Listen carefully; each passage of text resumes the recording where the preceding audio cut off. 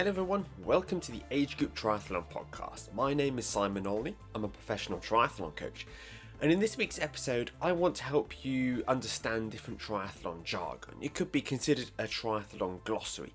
I'm going to be going over common terms that are used in the sport, and we're going to be going back to basics with some of them. Now, I would like to think of myself as being, a relatively accessible podcast for beginners, people who don't really understand a lot about the sport, who are new. But still, if I start throwing around phrases like aerobic fitness and brick runs, some people who are just very new to this world of triathlon endurance sport may go straight over their heads and I've got no idea what he's talking about. So I wanted to record an episode where I have created a long list of terms that I am going to drill down into and explain what they all mean. Now, I may have opened Pandora's box a little bit with this one because I thought it would be a fantastic idea. I had an old, from knocking around, I think I wrote it in COVID, had a triathlon glossary, cycling glossary where I wrote down all the terms used for cycling. Well, the majority of them. And I decided this morning, right, let's sit down and let's turn it into a triathlon glossary. It's now 6:30 in the evening and I do need to get this recorded before it's released tomorrow. I've been working on very little except this glossary all day, and realistically, it's never going to be completely perfect. And I think I am, quite guilty, sometimes being a bit of a perfectionist, wanting to make sure that something is 100% complete before I release it.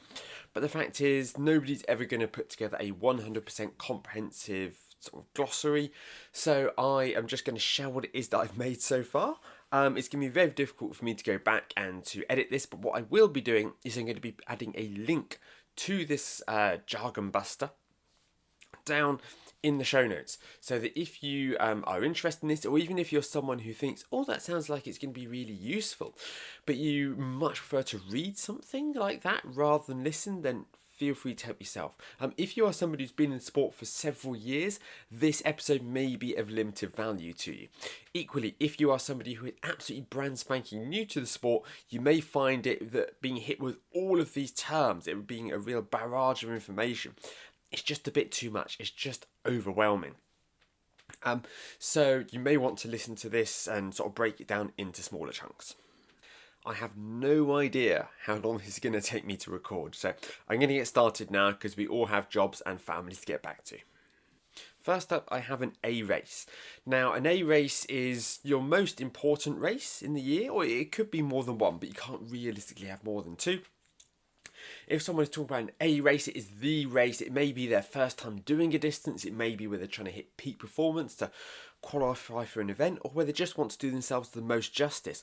All of their training builds around this. So when you hear people talk about a base phase and a build phase and a taper and race week, broadly speaking, this will be built around an A race. You can't afford to have multiple build and tapers throughout a year for lots of sort of shorter, less important races. Your schedule is built around an A race. Aero. This is short for aerodynamics, and it refers to the ability of a cyclist, broadly speaking, in the world of triathlon at least, the ability to ride through the air and encounter the least resistance, because the faster we get, the more air resistance we encounter, the more aerodynamic or aero we become, with aerodynamic helmets and aero bars and special triathlon bikes. Then the faster we're going to go for less effort. Aerobic is a sort of a term used to describe somebody who is training at an easier level where oxygen is the primary fuel source. So rather than it's having to rely on an energy body, sort of energy reserves that it can sort of artificially create when we're sprinting in a fight or flight situation, aerobic and it being in an aerobic state or training aerobically or referring to aerobic fitness is exercise that is fueled by oxygen. So it's generally a slower, more sustainable level of training as opposed to being sort of a flat-out sprint, which is anaerobic, which I'll get onto in a minute. Aero bars, they're also known as tri-bars. These are normally made of aluminium or even carbon fibre. These will protrude from your handlebars over the front of your front wheel, and you will lie down on these bars on the armrests, and that will place you in a narrower, lower position you'd be able to achieve otherwise on your bike, and that will be allow you to ride significantly faster for less effort because you are presenting a much smaller shape to the wind. Makes you very aerodynamic. An aid station can be found on the course at a race. Now, they can be giving out gels, they can be giving out bars, they can be giving out water bottles. You might be able to get your bike fixed there. They'll probably have a medic on hand. There is a lot here at these aid stations to give athletes what it is that they might need. Anaerobic refers to a state where the body is not using oxygen as its primary fuel source, and your body is instead artificially creating energy that it can use in an emergency. The idea behind this is, if you're trying to outrun a saber-toothed tiger, for instance, but in sport it is referring to an unsustainable intensity that can only be held for sort of a maximum of about 2 minutes before you start to fade. An attack is generally used in bike racing. Here's a terminology used where a cyclist might launch themselves off the front of a group in a bid to create a gap between them and the riders behind them, maybe hoping that a few other riders will go with them to shake up the race and try and gain an advantage. An aquabike is a event which is similar to a triathlon but without the run. So you have the swim followed by the bike and then the race ends. And this is very popular with people who used to compete in triathlon but can no longer do so due to injuries that affect them on the run. And a aquathlon is similar to an aquabike in that it is a sort of a form of multi-sport. However, instead of being a swim and then a bike, this is instead a swim followed by a run. And this is a very popular, sort of cheaper, lower budget option to get people involved in multisport because you don't need to worry about buying a bike. B race is a race that is still, of some significance to you. It could be that you're training for an Ironman, but you want to do a half Ironman in the weeks beforehand to test your fitness. So you're going to have, a few easy days ahead of it, and you're going to give yourself some time to recover from it afterwards, nice and easy, but it's not something you're building your whole year around. Backstroke, otherwise known as back, is a swimming stroke which is banned in triathlon, but it involves somebody lying on their back in the pool with an alternating arm action behind them whilst they're kicking their legs. Bars, often known simply as the bars, these are sort of handlebars basically where it's where your hands rest when you're riding a bike. You can get flat handlebars and you can get dropped handlebars on road bike, but generally if you hear people talk about the bars, they're probably just talking about handlebars. A base bar is a part of a triathlon bike where instead of having sort of your regular handlebars where you'll have drops and you'll have your hoods and your gear shifters there, a base bar is quite simply sort of a strip of carbon or aluminium normally, it can often be shaped in a fashion to improve airflow over it because we're trying to become aerodynamic on a triathlon bike. But this is where you have your aero bars mounted onto and your bull horns, which are the sort of the brakes, sort of the equivalent of the handlebars that you will have on a base bar.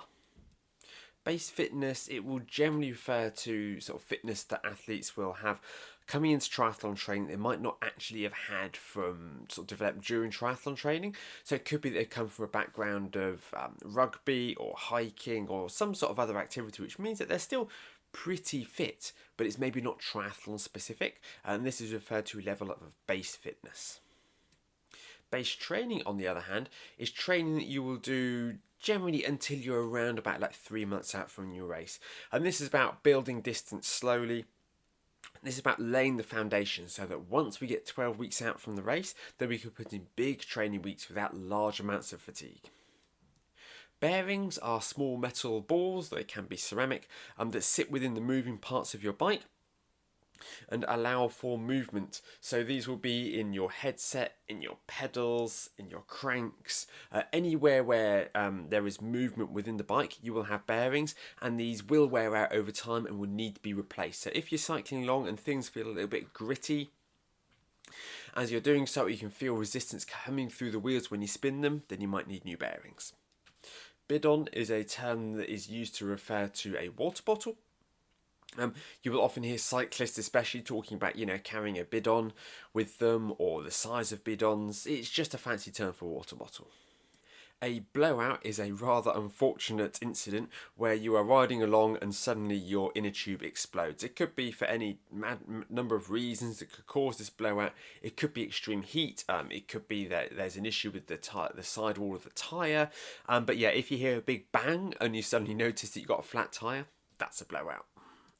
Bike in is a sort of a phrase that you will see dotted around the transition of a race that will identify where bikes will enter once they've finished the bike course. You will also see bike out, which will signify where it is in transition the bikes leave to start the bike course. If you stand in transition and you take a note of where the bike in and the bike out are, then that would give you a really good idea of which direction it is that you need to run and where you need to go. Because the last thing you want to be doing on race day is running around transition like a headless chicken trying to find the way out. Blips are a term that is used to sort of signify wireless transmitters for gear shifting. So you can stick these anywhere on your bike, and when you press that button, it will change gear for you. This is only compatible with electronic shifting. I think SRAM Red is the sort of the major culprit that has blips at the moment. In fact, blips might even be a trademark of SRAM. Body position is used to refer to how flat, or sorry, how it is that you sit in the water when you're swimming. So someone may say that you have a very high body position in the water, or you may have a very low body position in the water. Generally speaking, we want a nice high body position in the water, and we want to listen to people who are going to be able to help us sort of understand how we can achieve that.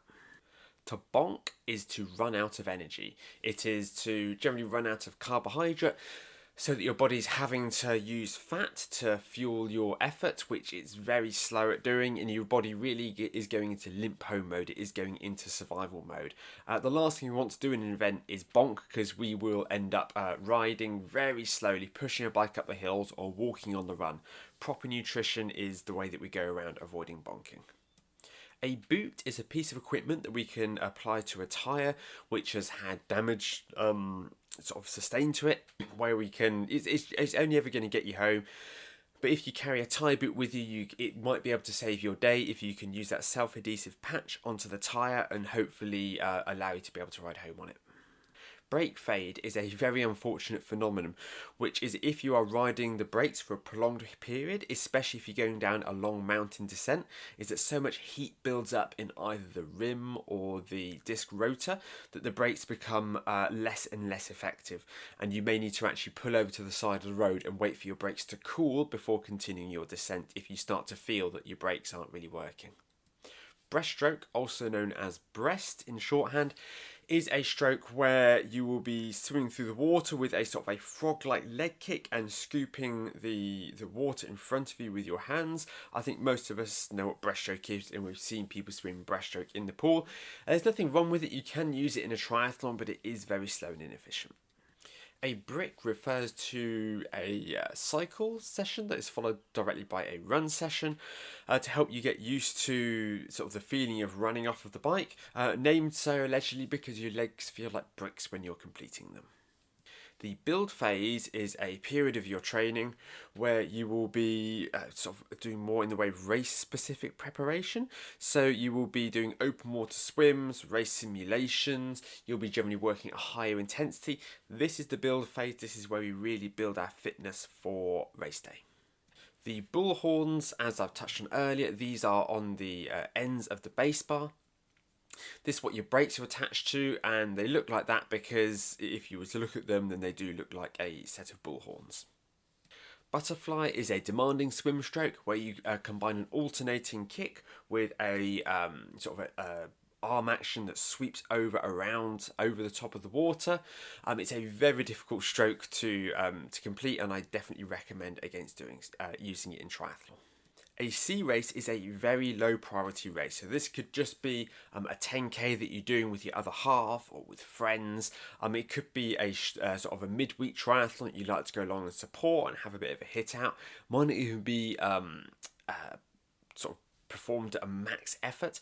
It could just be that you want to turn up, you want to do it for a bit of fun, whatever the reason is. There won't be any taper, there won't really be any recovery. It's just essentially the same as a hard session.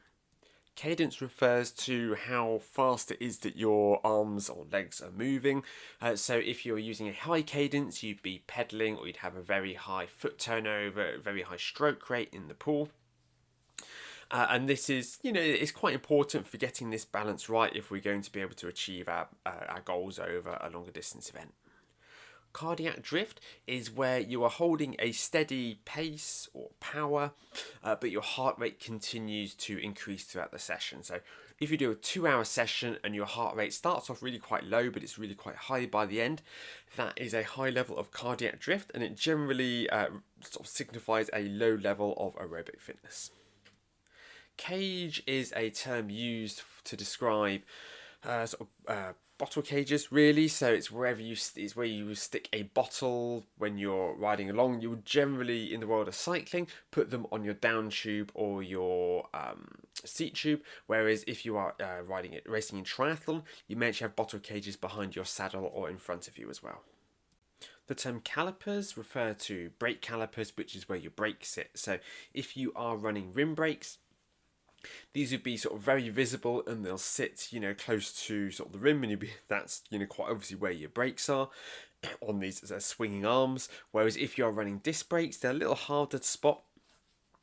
But they will be sort of the metal housing that is sort of around the disc rotor, which has the disc pads inside it, which you can't really see without dismantling them.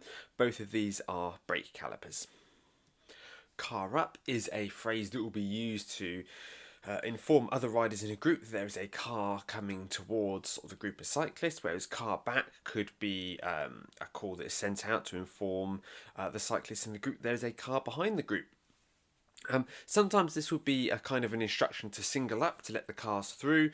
Other times it could just be a bit of a heads up that there is a car coming. It depends on the situation. Carbohydrate is one of the 3 macronutrients, and it is where we get most of our sort of energy from as triathletes. Also shortened to carbs. This is primarily, it's a mixture of starchy foods and sugars, so it can be, anything essentially that isn't really sort of fat-based or animal product-based is most likely to be a carbohydrate. Carbon generally refers to carbon fibre, which is a very strong and lightweight but expensive material that is used in a number of areas of cycling as a frame material, also for wheels, but they can also be included in running shoes as well. Carbon shoes can refer to one or two things. It can refer to cycling shoes that have a carbon fibre sole to improve power transfer and reduce the level of flex, or it could refer to running shoes that have a carbon plate at the bottom that improve power transfer. The cassette is the gears that sit on your rear wheel, so they'll be generally between 8 and 12 in most cases on your back wheel, and as you shift up and down with your right shift in the UK or the left shifter on the continent or in the States, that will allow you to go up and down your cassette. A cassette tool is a pretty essential tool for any cyclist really, and it allows you to remove the cassette so you can put a different one on for different kinds of events and terrain. The catch is the phase of the stroke between your hand entering the water and when you really start the pull. It only lasts for a fraction of a second, but it's where you start to take your arm from being stretched out to bending at that elbow and getting that nice vertical forearm. A chain, it quite simply refers to the series of links, the chain on the bike, which is what the power transfer occurs through when you're cycling. A chain gang is a group of cyclists who will all be riding along in a group and taking turns on the front in a relatively sort of well-practiced, well-oiled manner, where they'll normally be riding quite fast, working together as a team to go fast and be as efficient as possible. A chain ring is what your chain sits on at the front of the bike. So your chain runs over the cassette that is on your rear wheel, and it also goes over the chain ring, which is what is sort of very close to your pedals. And the combination of the chain ring and the cassette makes up your gear ratio. Chain rub is when your chain will be rubbing another part of the bike. Normally it will be the front derailleur or the front mech. When you find yourself in a cross-chain position, which is where you are either in your smallest gear in the cassette and the biggest ring at the front, or the smallest ring at the front and the largest gear on your cassette. A chain whip is a tool which is used for removing your cassette alongside the cassette tool. Because you have to turn the cassette to the left to loosen it, the free hub will just spin on its own, whereas the chain whip will hold the cassette in place for you, which allows you to loosen the bolt and then remove the cassette. A chase refers to in a bike race where you have a group that is off of the back. So this is the same with draft legal triathlon. You'll have a lead group and you will have a chase group, and the chase group will be trying normally to try and catch up with that group in front. A chop can mean two different things.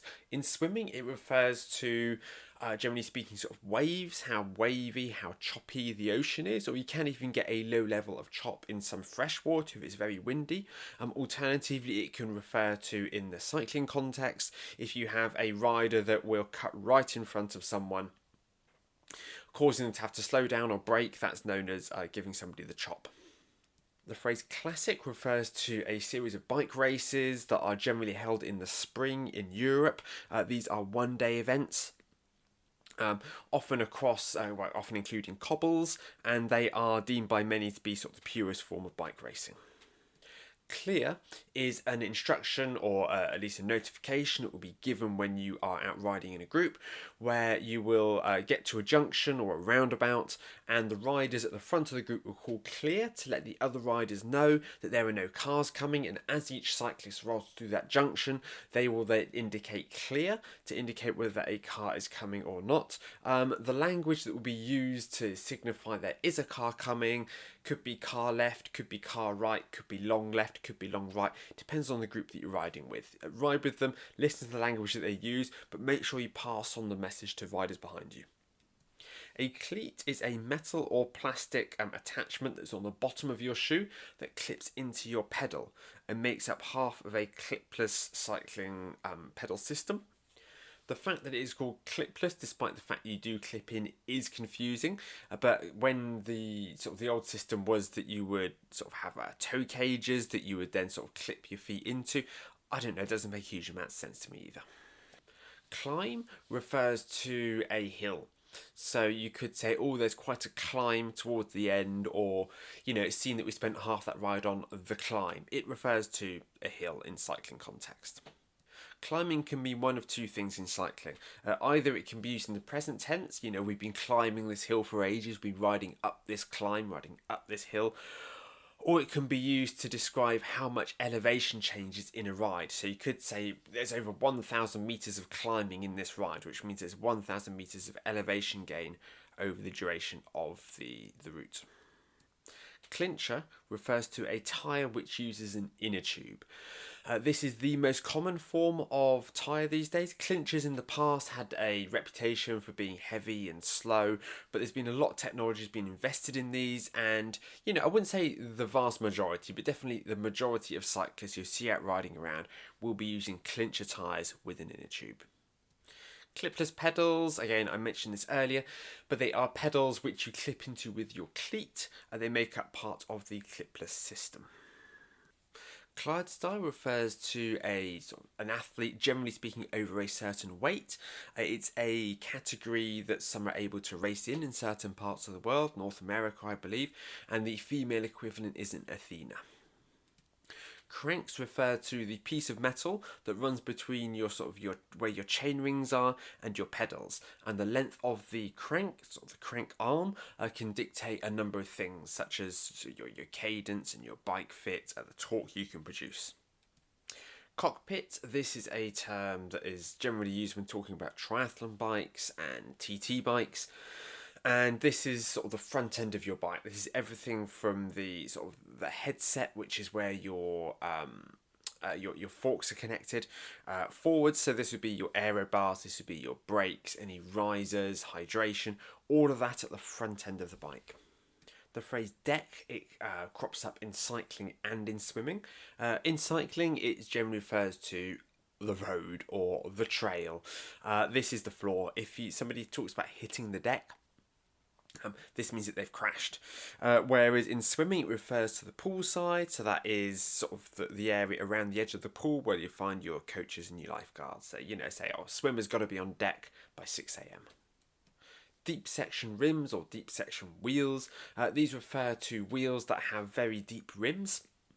These are designed for aerodynamic efficiency, so that as you're cycling, they can cut through the air a lot easier. There's less turbulence, there's fewer spokes. It is a faster way to cycle on the flats. However, they are heavier and they don't steer as well. Derailleur is it comes from the French, and it is used to describe the gear shifting mechanisms. So these aren't the shifters themselves. This is the actual arms that swing and move the chain around. So you have your front derailleur and your rear derailleur. I tend to use as sort of a lot of people do, tend to use the term mech rather than derailleur because it's easier to say, it's easier to spell, it's a bit more modern. A derny is a petrol or electrical sort of moped, bicycle. It's hard to describe, but they will take part in track events. Now, it could be that you have one derny that the entire pack follows, or there's some events where each rider has their own individual derny that they draft off of. A descent refers to the downhill portion of a bike ride. So this is when you are, especially if you're heading down a mountain, it will be referred to as the descent. Or people talk about descending, which is the art of riding down the hill. If we talk about a dig in triathlon, it will generally be referring to if somebody's having a sort of a short, hard effort. So they said, had a little bit of a dig on that climb because I really wanted to improve my personal best. Or they could say, I had to really dig deep at the end of that race there to stop myself from walking. Disc will refer to a disc wheel more often than not. So this is a wheel that has no visible spokes in it. There is a cover that covers the wheel, or it could be, completely integrated. It depends on the option that you go for. And there is no chance for the air to move around through that. There's no chance for it to cause turbulence.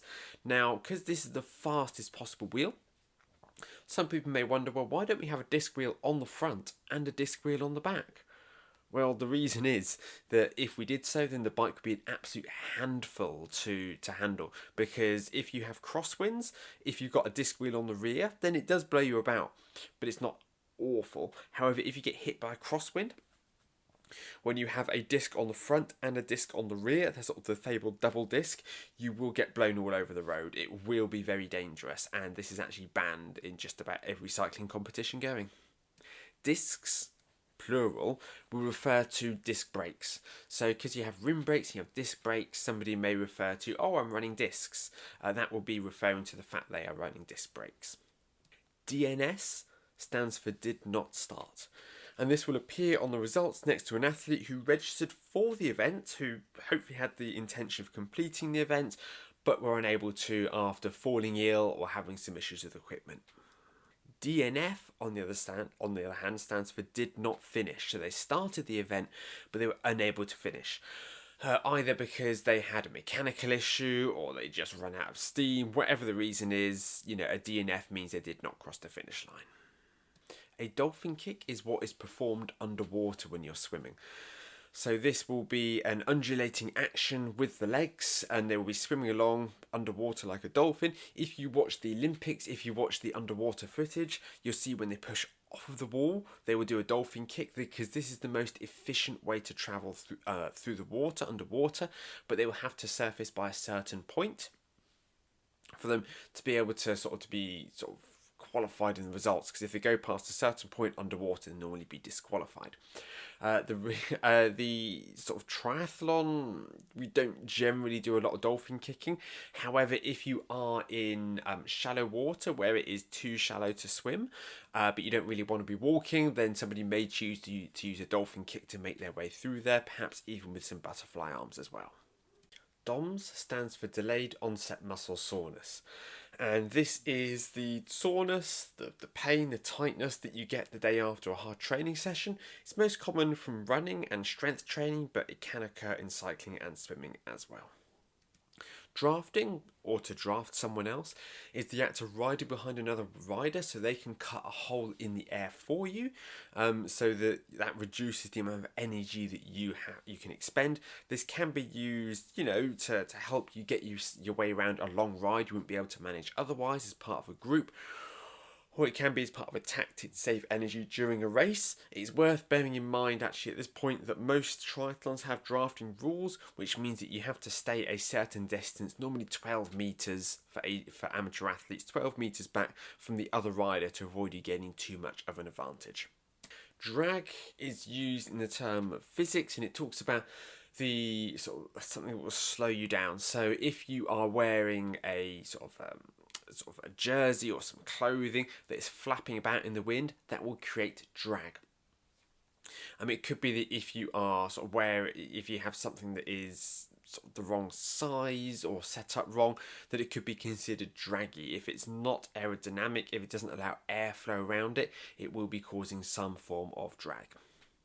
A drill or drills refers to a very focused sort of exercise, which is sort of mainly about improving technique rather than fitness. So in the pool, it can be all about having sort of focusing on sort of your catch or your recovery or your rotation. You're isolating a single aspect of your stroke.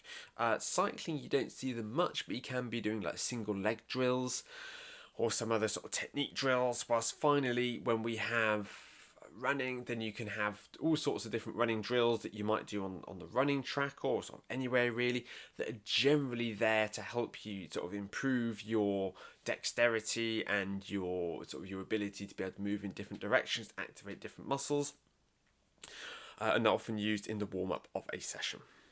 Drop can mean one of three things in triathlon.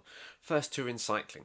So first of all, it can be the difference between the height of your saddle and that of your handlebars. So if you have, quite a drop on your setup, that will make for a very aggressive position on the bike. Or it can refer to, more often than not, is where you hear it, is where you may accelerate off the front of a group and leave other riders behind. In that case, you will have been deemed to have dropped them. In running, this can refer to the height between the heel of the shoe and the toe box of the shoe. So nearly every running shoe, the heel will be slightly higher, and the amount of drop that you have in a shoe, it can dictate a number of things, including which muscles are going to be working harder, which areas are more prone to injury. It is a very complex subject. If you hear people talk about the drop of a running shoe, that's what they're talking about. A dropped chain is when you are riding along and you make a gear shift and that knocks the chain off of normally your chain rings, but it can happen with a cassette occasionally. And the chain slides off of the chain rings and you are sort of brought to a bit of a grinding halt as you can no longer generate any power and you have to get off of your bike and you have to move that chain back onto the bike.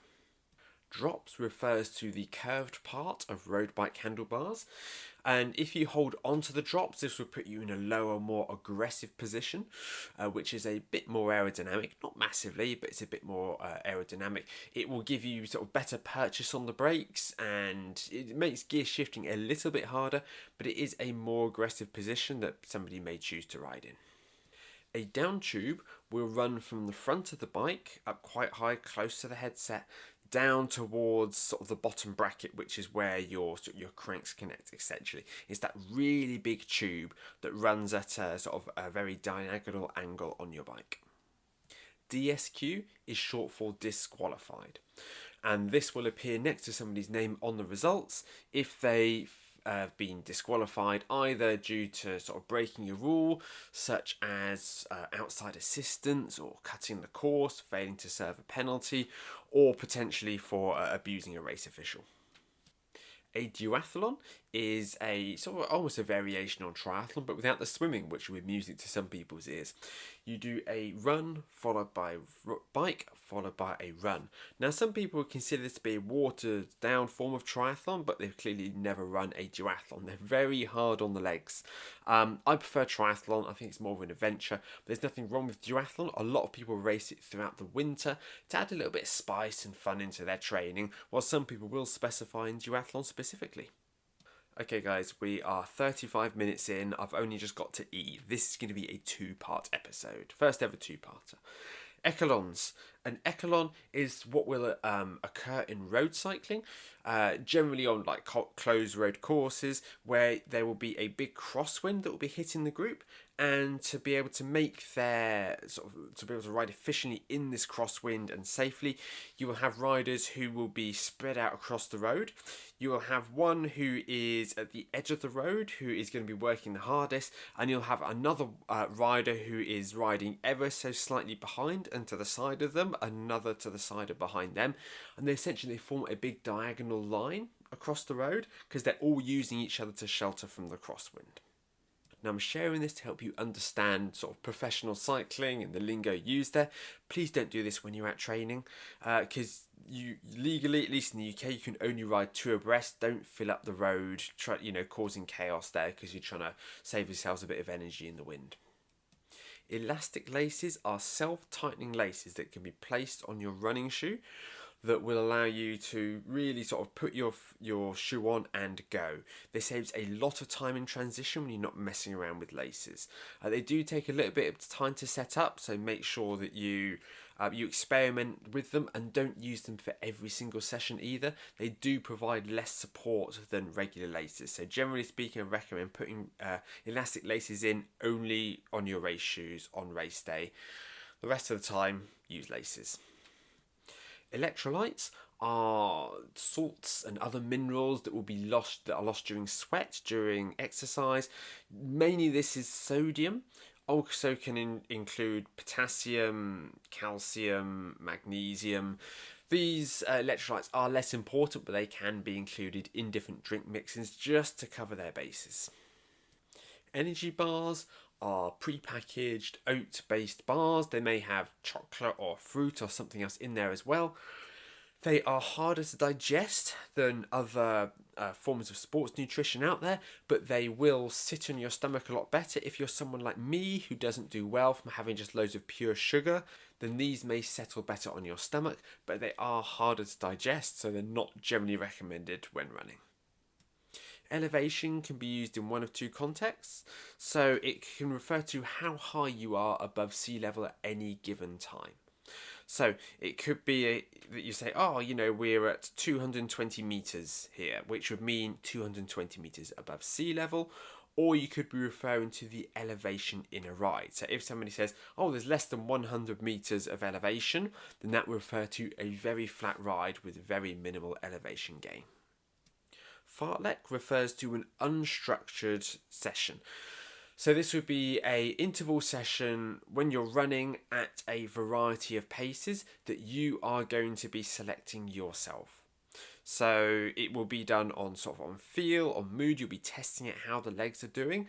I like to set these sessions every now and then so that athletes have a chance to run hard when they're not looking and worrying about the pace that they're running on the watch, especially in the last couple of weeks before a race, to really sort of turn on the afterburners at a couple of points and see how those legs feel. A fit or fitting is nearly always going to refer to a bike fit.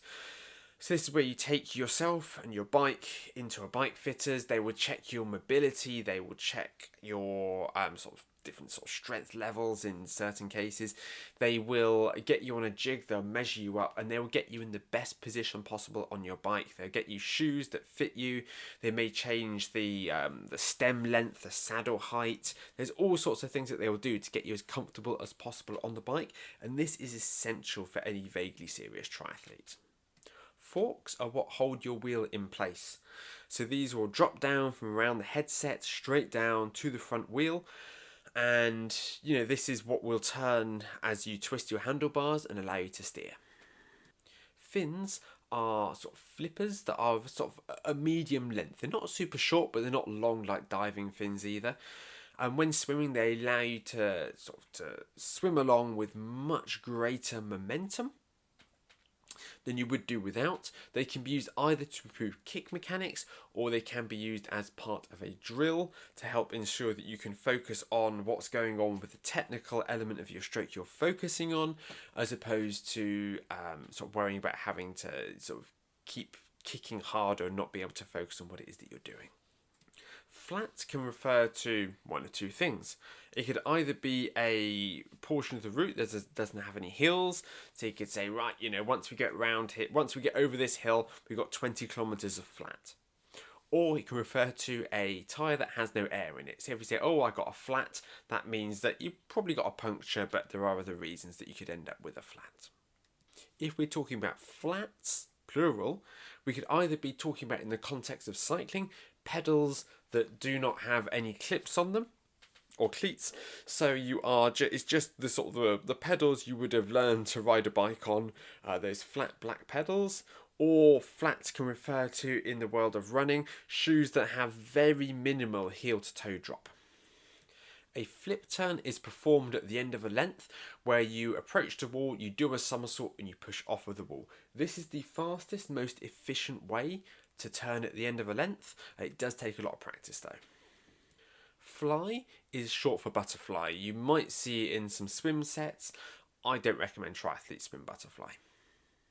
Freestyle, or free, refers to, it's a competition term. It is where you can swim any stroke that you would like. So if you're looking at a swim set, or it could be a masters competition, and it says 100 meters free, then you could swim whatever stroke you wanted. But most swimmers would choose to swim what we call front crawl over here, in the UK at least, which is when you're swimming with your face in the water, alternating arm action and a gentle kick. This is the fastest, most efficient way of swimming. Is known as freestyle. Again, it refers to a competition, but again, in 99% of cases, most people's fastest stroke will be front crawl, freestyle, so people will choose this as their stroke. A free wheel can be found inside your bike, in the rear wheel, and when you stop pedaling, that allows the wheel to continue spinning. This is the opposite of a fixie or a fixed wheel bike, which requires you to keep pedaling at all times to avoid yourself coming to a skidding, crashing halt. Freewheeling is the act of riding along normally down a hill without pedaling at all. So you're freewheeling along, not moving your legs at all, but you still have momentum. The front mech is an arm that sits at the front of your bike, just by the the cranks and the chainring, that allows you to move between your big ring and your small ring on the front. If you are running a single speed bike, or a bike with one chainring, then you will not have a front mech. As I mentioned earlier, can also be referred to as a derailleur. FTP stands for functional threshold power, and this is the highest power that you can hold for around about somewhere between 40 and 70 minutes. I know that's a very generic thing to say, but it's the kind of intensity where things are really starting to hurt. It's really uncomfortable to hold this power. And it is a measure of cycling fitness. So a lot of people will be measuring their FTP, they'll retest it over time to see themselves get fitter and faster. Full distance is used to refer to a race that is 3.8 kilometers long in the swim, 180 kilometers on the bike, and 42.2 kilometers on the run.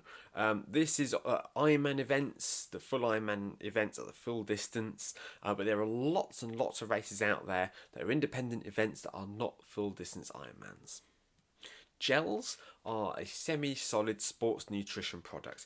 They're easy to transport, they're easy to digest, they're easy to eat. However, they are relatively expensive, especially if you buy them individually, and not many people can have them in large quantities without feeling unwell. But if you have a nutrition plan that isn't going so well and need a quick boost in energy, there's nothing quite like an energy gel to get you back in the game. A glide refers to a period in your swim stroke where you are not generating propulsion. So Most swimmers, they will have an arm under the water generating propulsion at all times. If you have a break where you push the water behind you and you just wait before you engage that second arm, that is known as a glide. Timing is quite difficult because if you have too much of a glide, that's an issue because you lose momentum. Whereas if your arms are spinning over too fast, a bit like a windmill, then that's not very efficient either. Goggles, I mean, I think we all know what goggles are, but for the sake of completion, eye protection you put over your eyes. They have a seal and a clear or a tinted, material at the front of them. It allows you to swim with your eyes open underwater. Yes, you can swim without goggles with your eyes open in the water, but for triathlon, I really recommend against this. A Grand Tour is a 3-week cycling event.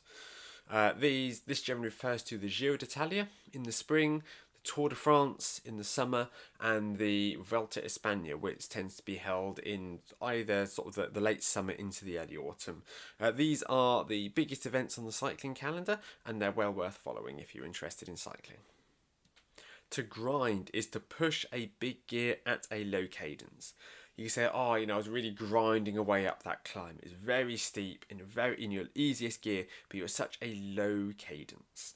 It would generally not advisable to do for prolonged periods of time if you can avoid it.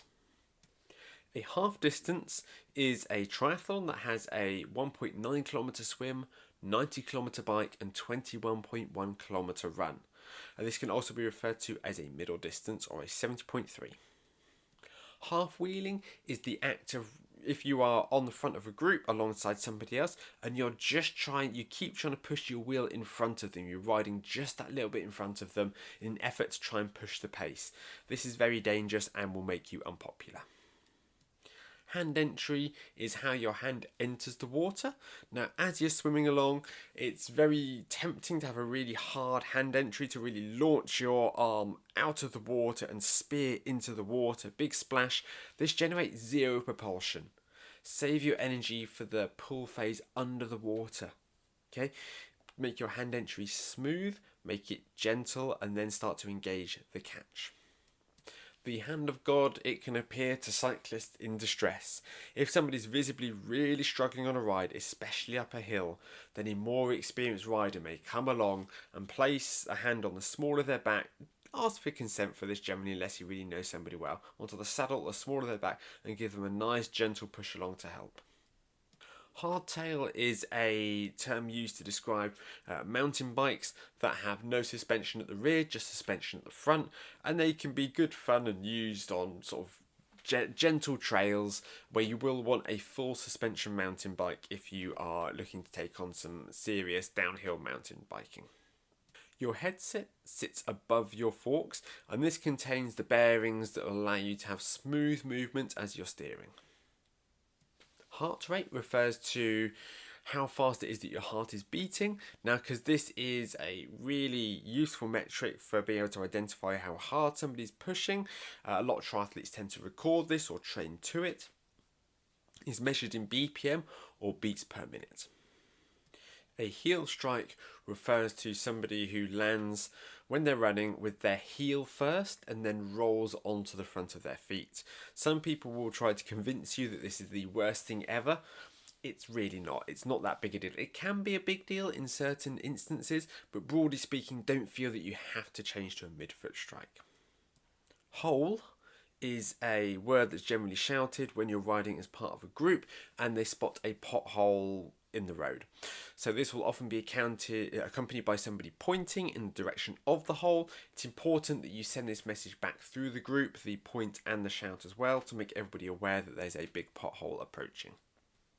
The hoods are the sort of the top of your bars, your shifters, where your hands will rest for the most part when you are riding a road bike. From this position, you can access your gears and your brakes absolutely fine. It's not quite as aggressive and aerodynamic as being down on the drops, but it is more comfortable for longer periods, and it's where most bikes will be fitted for somebody to be the most comfortable on the hoods. Hoops is a colloquial term for wheels. So if someone says they're looking to get a new set of hoops, they're looking to get some new wheels for their bike.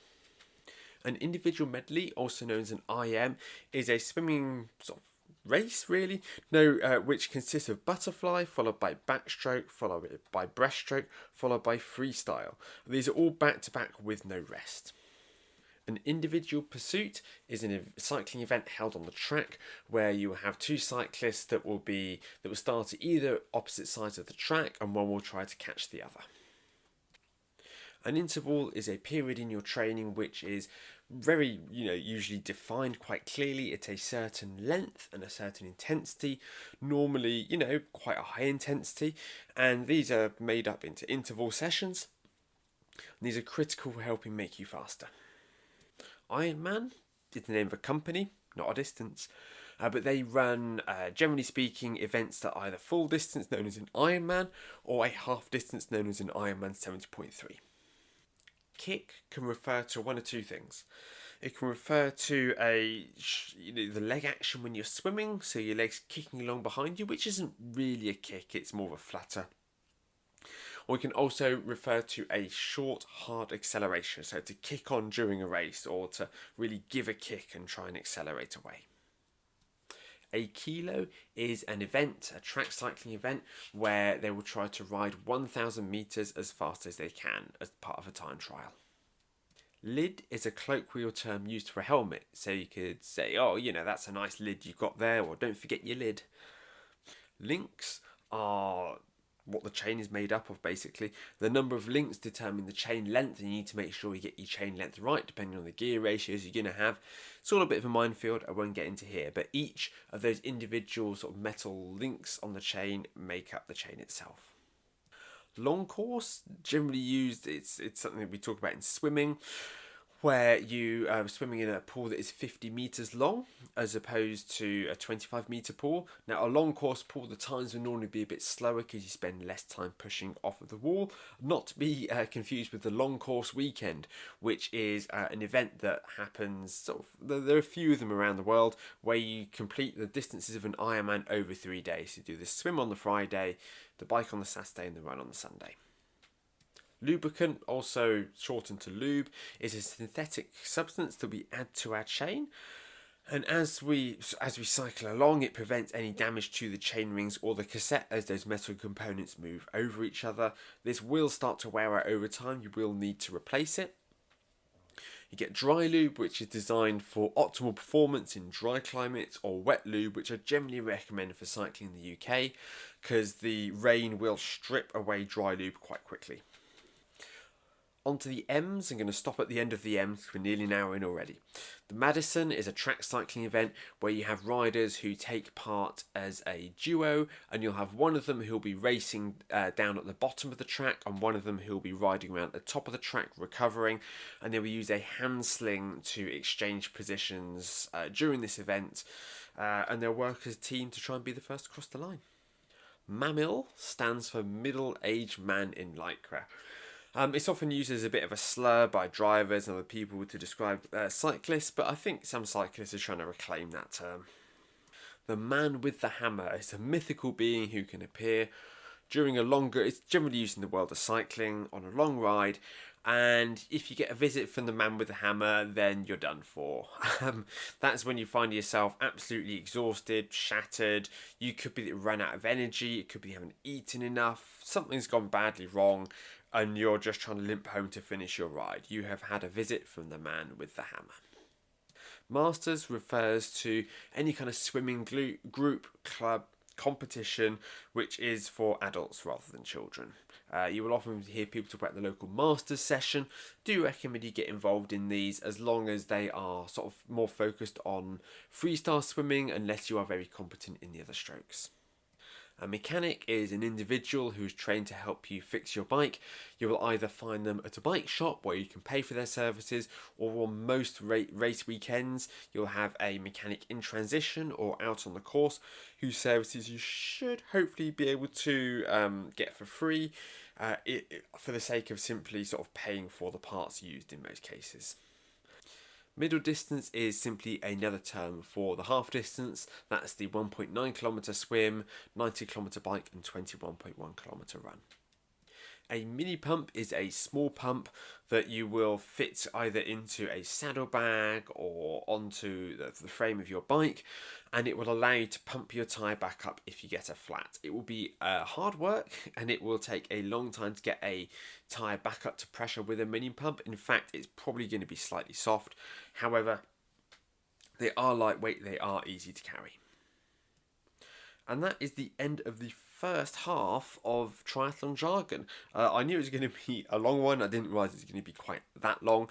I think that for some of you who are new to the sport, you're going to feel a bit overwhelmed by all this information at this point already. So I'm going to call it a day there, and we will revisit this next week.